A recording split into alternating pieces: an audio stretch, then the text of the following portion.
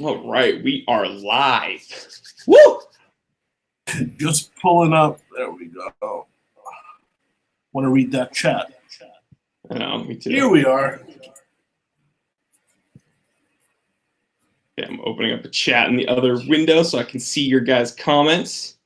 How's everybody doing? I hope all my fellow Americans had an awesome and safe Independence Day. So happy 4th to everyone. Happy belated 4th. Oh, dude, I'm still hungover. I'm still full. Burgers and brats, baby. Funny. Burgers and brats. That's all right, really funny. There's a guy watching. Brendan says, "Hey guys, I'm trying to watch this from offshore Nigeria in 144p." Gotta love that African dial-up. Heck yeah. Okay. Well, I'm using my MacBook's camera, and it looks like I'm filming with a potato anyway. So these live streams are not the things to watch if you want like high def footage. But our channels have really great footage. All right, guys. So I'm Jory Goodman, the Time Teller. Thank you so much for coming to another live stream on Thursday. Again, happy 4th of July. I am here with the Federico from Federico Talks Watches. And the link to his channel is actually in the description of this live stream. So I urge you guys all, if you're not already subscribed to him, go ahead, check his channel out. Very informative, and he knows a heck of a lot about watches. So that being said, today he's going to help me kind of figure something out because there's some tension in my heart, and it isn't... It isn't any health issue. It's that I love certain watch companies. He loves certain watch companies. But there's certain watches we hate from these watch companies we love. And guys, brace yourself because I may even say something bad about Seiko and Rolex. But yeah, Fed, what do you think about this whole dilemma that I'm having? Well, listen, I mean, watch brands, they all have their own DNA.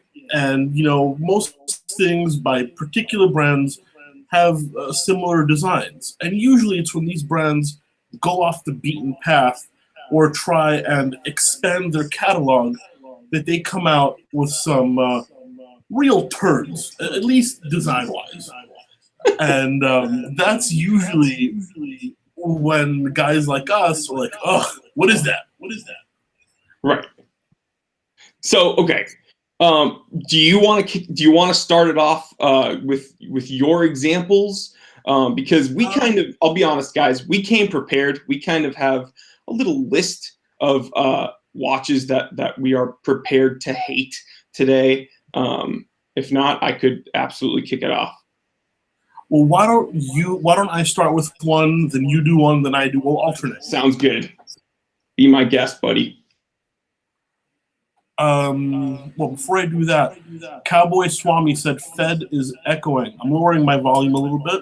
That way it's a little better. But all right, so I'll start off. I love IWC. I think they make a really clean watch. They're not the best in movement finishing, but I think their watches generally look awesome. I love their designs from the pilot to the engineer to the Portuguese. Portuguese, man, my favorite. However, the IWC Da Vinci is gross. I mean, everything from the... What? Hold on there, Jory. People are still saying we're echoing.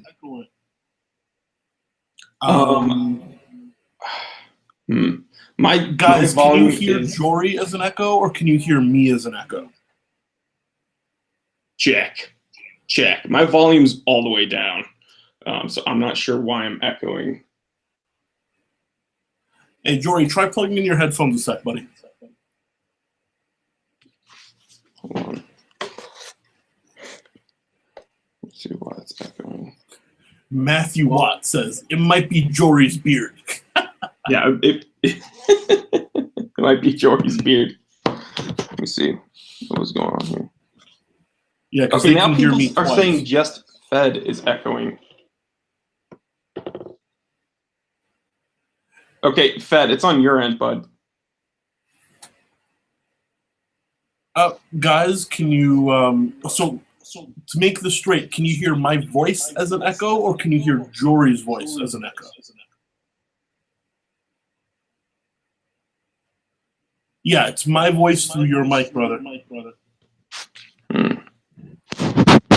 Is this any better? Oh, now people are saying the echo's gone. Oh, perfect. All right. So, yeah, I can't hear an echo either. All right. Yeah, I can't hear an echo either. IWC. Sorry about that, guys. We're still figuring all this out. Okay. B-roll said IWC is scrambling the sound. Yeah, they don't want us talking about their DaVinci. It is a gross looking watch. Everything from their tonneau shape to the new like perpetual that's got those articulating lugs. Now, I'm not saying it's a bad watch. I mean, the perpetual calendar is priced really well. It is an awesome watch, but that's a design that should have died in the 80s. You know what I mean? It just does not look right today. And it's very feminine and bulbous, and it just bothers me. Right. Well, what can I say? It bothers me. Right. So that watch, not everybody here may know about. That's a very specific IWC, and it's not a super duper well known one, especially with the engineer and the Portuguese and all their pilots, obviously. But I'm going to blow all of your minds by talking about, I don't know, kind of a pretty common watch here. I don't like the Daytona at all. But I love Rolex. Unsubscribe. He doesn't like the Daytona. Unsubscribe. Everybody unsubscribe. Okay, here's the thing. I think vintage Daytonas look really good. Very circular, round cases. Dials are beautiful. Oh, sorry about that. Getting texts. But the current Daytonas, the bezel is too thick. The dial is too small.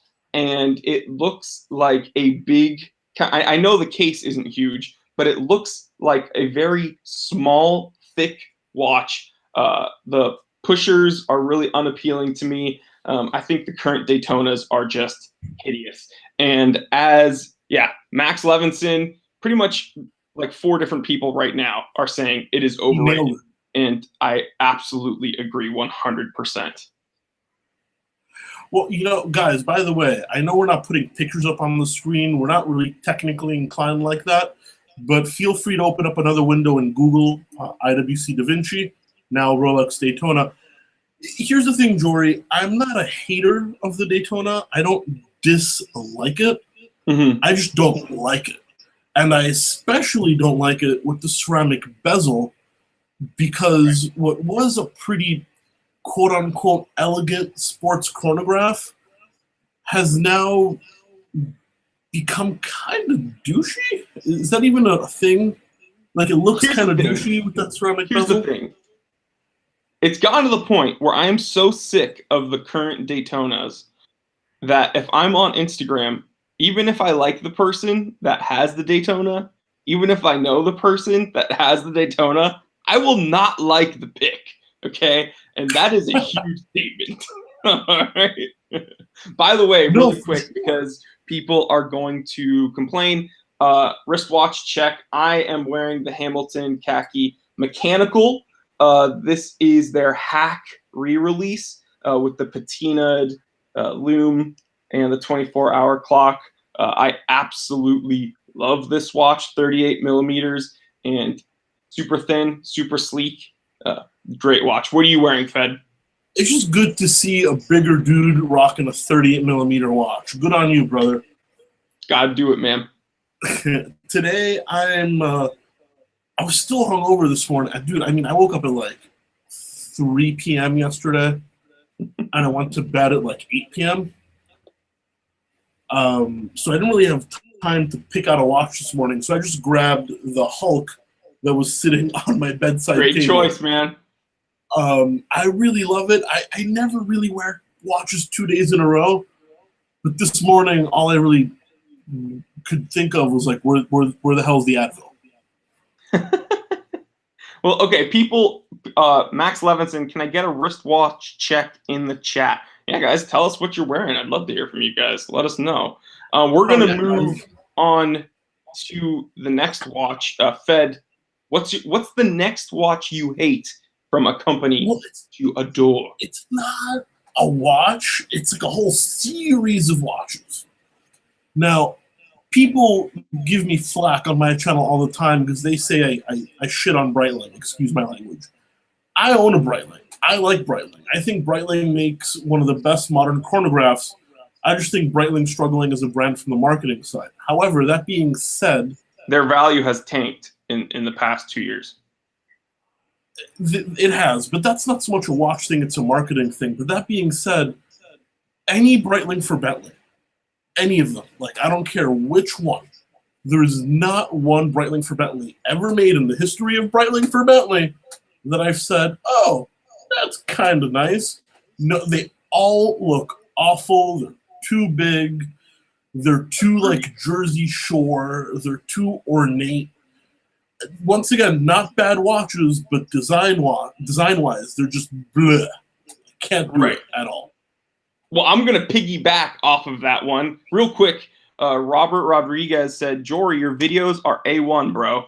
Thank you so much, Robert. I'm so happy that you guys appreciate my videos. And yeah, it means the world to me, guys. You guys rock.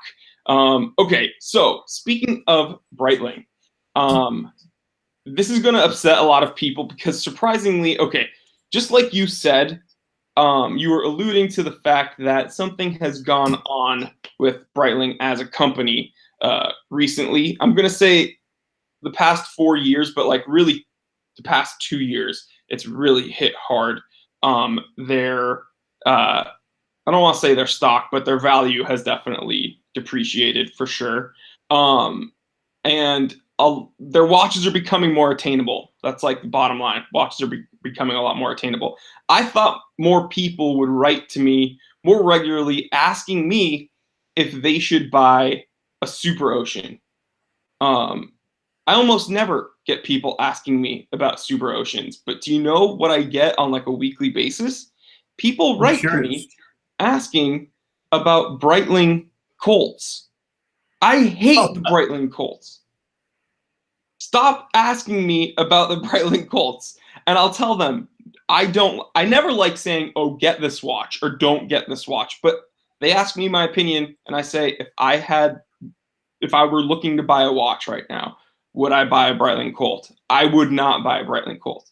And then they'll write to me, their response every time is, oh, but there's one for $700. It's like, okay, yeah, you're getting a Breitling for $700, but you're getting a terrible Breitling. It looks like it could be, and this is no offense to Timex, but it looks like it could be a Timex. The bezel looks terrible, that how it's just stainless, and they've cut the indicators into the bezel, but they haven't painted them at all, so it looks just all one color metal, and it's just ugly. Terrible, ugly watch. Love Breitling. Hate that watch. I wish more people were asking me about Super Oceans, but yeah, just had to get that off my chest. Super Oceans are crazy value. And once again, not to plug my site, but I've got a yellow dial on sale right now for like well under $2,000. And this is a 500-meter dive watch with a bracelet, a helium escape valve, and like a chronometer certified movement. I think even if you go on eBay and you get like the cheaper ones without the yellow dials, Super Oceans are a steal for a dive watch. No, they are, and they look really great.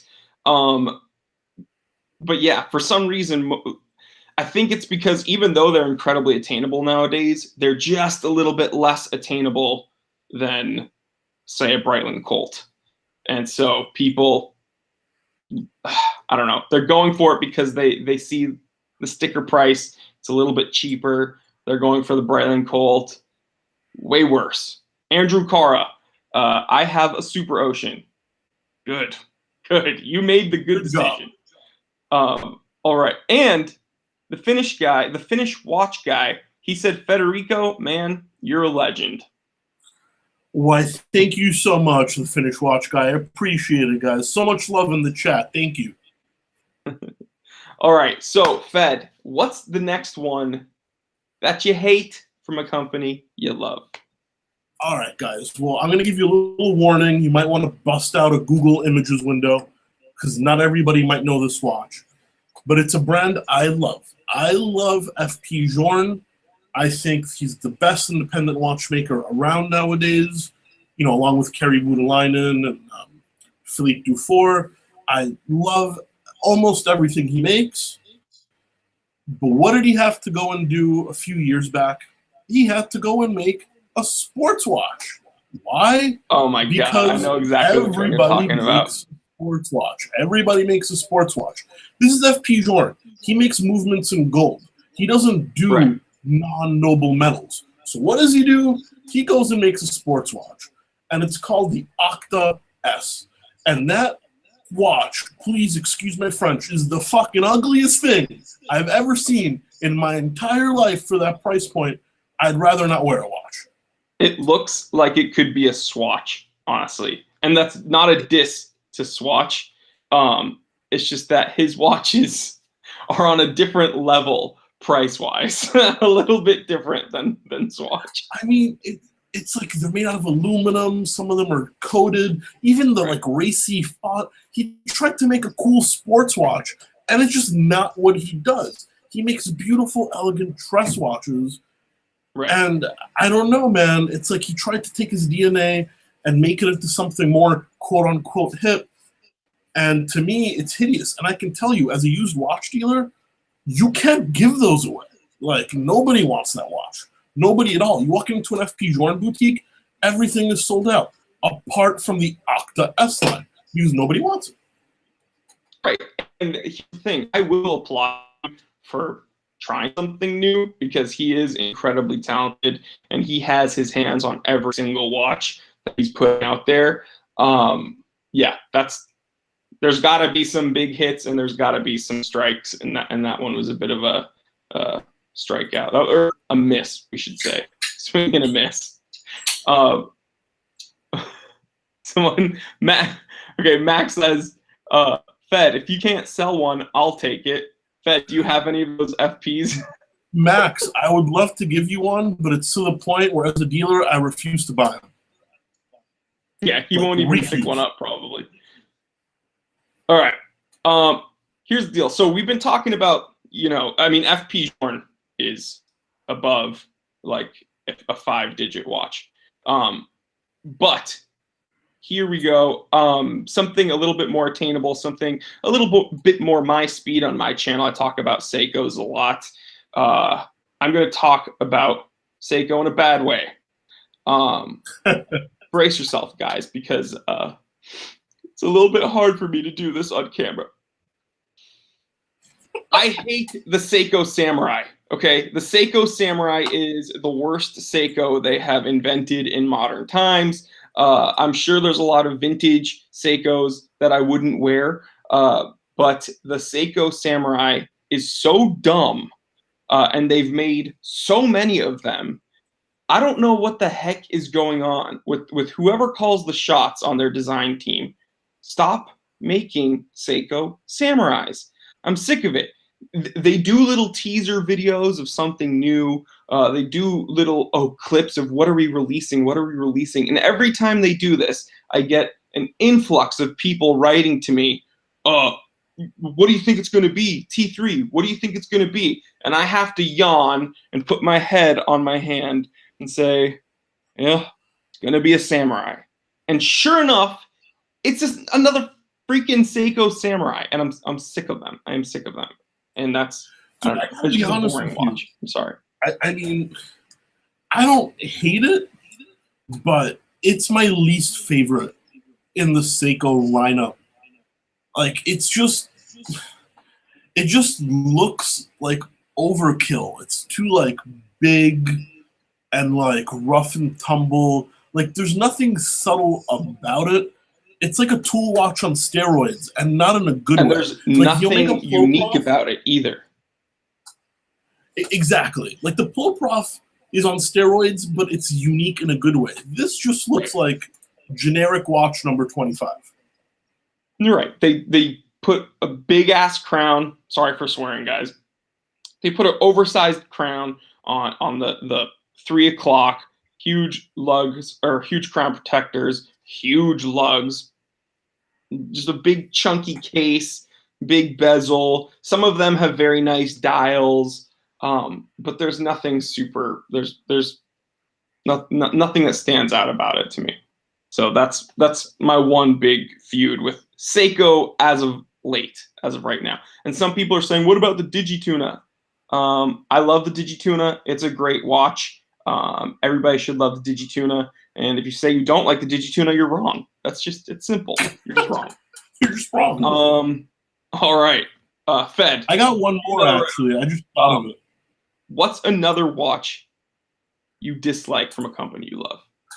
So this is going to get me a lot of hate. And I don't care. I really don't care. And it's another high-end watch, but I find this to be the most overpriced watch on the market, or at least one of them, if not the most overpriced. Patek Philippe Aquanaut. Yep. It is essentially a sports watch that is, it's not fragile, but it certainly isn't tough. Right. It's got very simple finishing.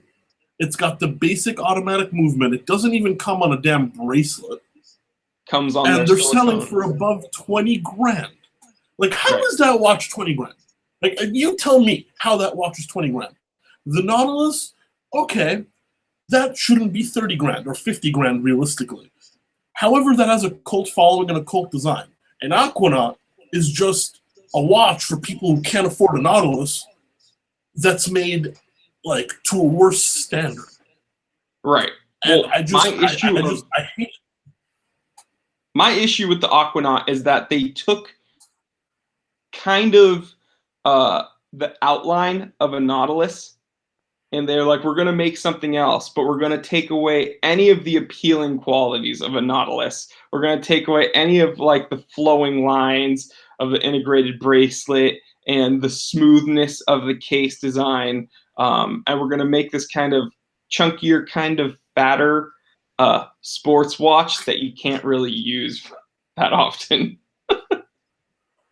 Yeah, I mean, and I'll tell you what, guys, if you want an Aquanaut for under 20 grand, how about you go buy a Piaget Polo S for like 6 grand used? Just as good. You're cutting it, yeah. Just as good.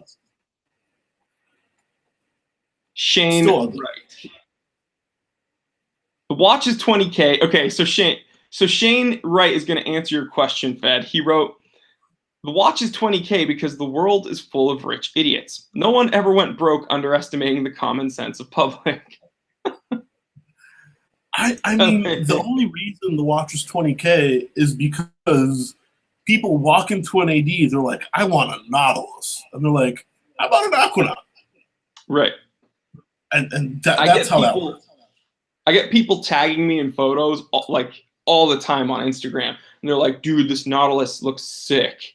And I'm like, that's an Aquanaut. We're not going to talk about that. I like the Nautilus. I mean, I do like the Nautilus. I think it's overpriced, but I understand the allure. You know what I mean? Right. Like, the Aquanaut doesn't have allure, at least to me. This is all personal opinion, fellas. I'm not saying it's an awful watch. If you own one and you enjoy it, listen, you do you. Enjoy the watch. But to me, it's a no-go. Absolutely. Yeah, not my thing. Okay, another. I'm reading the comments. Watches I don't like. 99% Invictas from Invicta. Well, no Buentello. I think Fed and I both agree with you on that one. But this is a video about watches we hate from companies we love. So Invicta would not make the cut on that one. Okay, here's one more for me. This one I think a lot of people will actually agree with. When I said I don't like the Rolex Daytona, that kind of gets some resistance from people because people are like, whoa, are we allowed to talk about this way? I don't know about that. But this watch is also from Rolex, but I think it's a bit more polarizing. I'd go as far as to say this is Rolex's Tuna, and it's the Rolex Yachtmaster 2. Doesn't matter which variant you get. The Yachtmaster 2, although it has an incredibly interesting movement with a really cool complication, it's an incredibly ugly watch. It's 44 millimeters, but I've had one on my wrist and it wears huge. And I am a huge guy with huge wrists, and it's even big for me. And I wear Tunas all the time. So I don't know, Fed, if you agree or disagree. I think it's kind of. Here's the thing. I'd go as far as to say it's Rolex's Invicta. I mean, I don't disagree with you. The thing is, the Daytona, I've never warmed up to. The Yachtmaster 2, I absolutely hated it when it came out.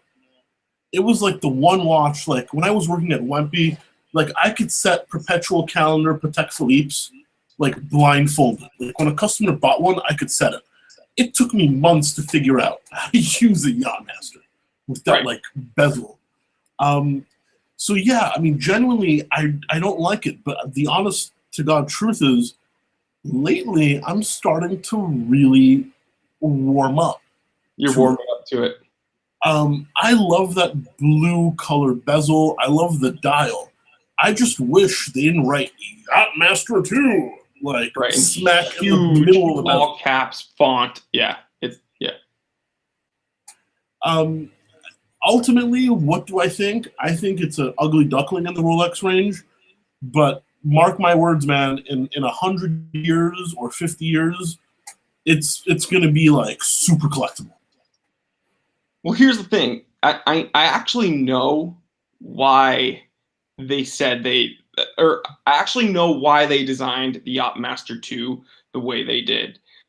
It's because when the Rolex Yachtmaster came out, which I love. It was a bit, I don't want to say vanilla, but it looked just like any dive watch from Rolex.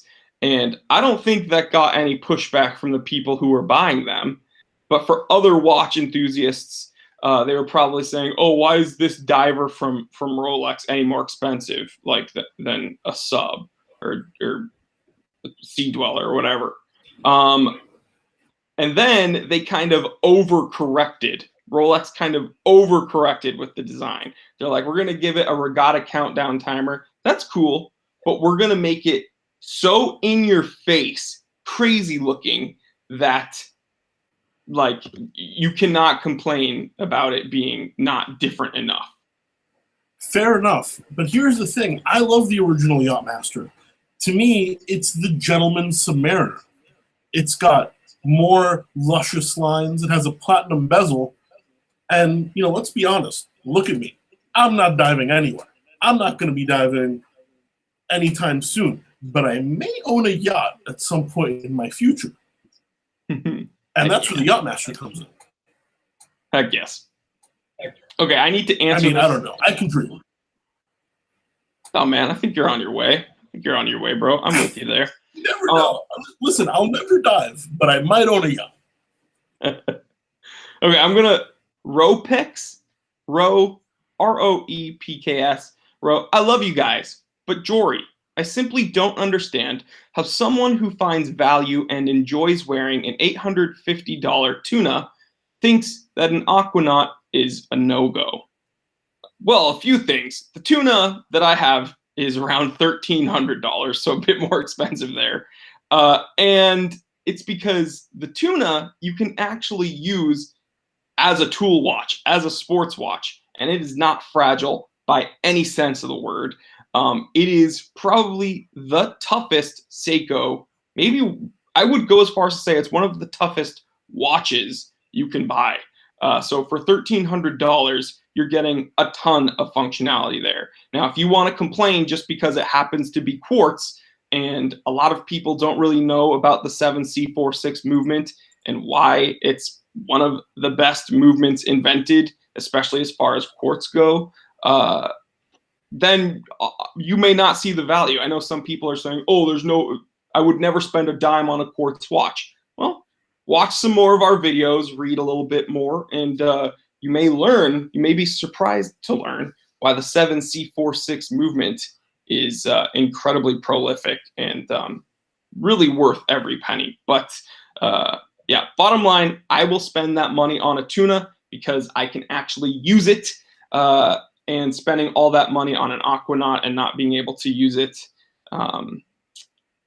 just a little silly. Fed, do you want to follow up?